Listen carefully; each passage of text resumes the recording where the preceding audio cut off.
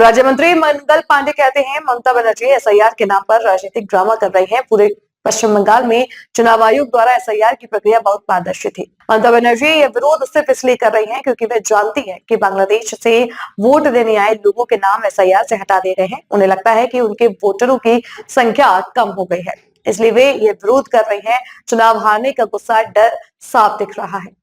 ममता बनर्जी जी SIR के नाम पर केवल राजनीतिक नौटंकी कर रही हैं।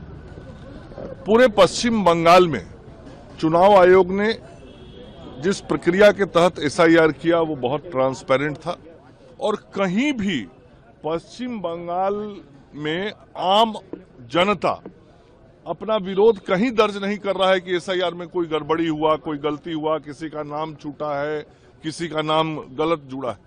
ये विरोध केवल ममता बनर्जी जी इसलिए कर रही हैं कि उनको मालूम है कि एसआईआर में उन घुसपैठियों के नाम कटे हैं जो घुसपैठी बांग्लादेश से आए थे, इनको वोट देते थे। अब उनके पास कोई कागजात नहीं रहा, वो यहाँ के नागरिक नहीं हैं, उनके नाम कटे हैं, तो उनको लग रहा है कि अब हमारे मतदाताओं की संख्या कम है, इसलिए वो छाती पीटने का काम कर रही हैं। ममता बनर्जी जी को मालूम होना चाहिए कि पूरी प्रक्रिया ट्रांसपेरेंट थी और यदि कोई आपत्ति थी तो उनको चुनाव आयोग के सामने जाके कहना चाहिए। इस सड़क पे, वो भी दिल्ली की सड़क पे, आप धरना देके क्या संदेश देना चाहती हैं, क्या कहना चाहती हैं?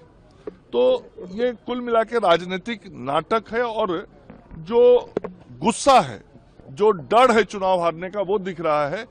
और उनको बहुत अच्छे तरीके से मालूम है ममता बनर्जी जी को कि अप्रैल में जब चुनाव परिणाम पश्चिम बंगाल का आएगा तो टीएमसी बहुत बुरी तरीके से पराजित होगी और उस वक्त उनको बहाना मिला रहे कि हम किन कारणों से हारे, तो उन बहानों का आधार अभी से वो तैयार कर रहे हैं।